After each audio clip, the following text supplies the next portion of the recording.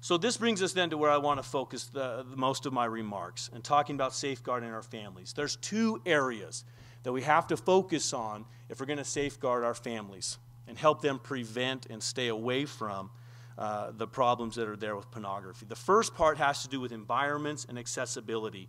This is the context in which we're in.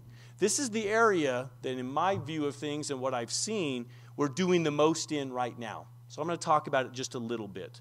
But it's the area that we're mostly focusing on. The area that we are not doing nearly as much on is helping our young people with what I'd call conviction.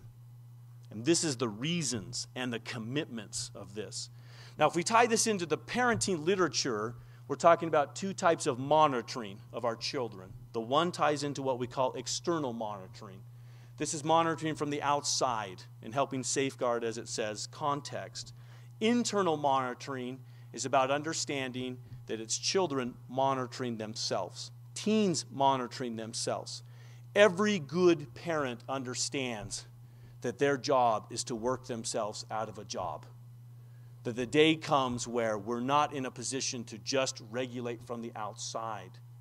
And as we look at the proliferation and the prevalence of pornography today, we have to think about not just safeguarding our children in the context, but knowing that they will and they must confront and deal with pornography.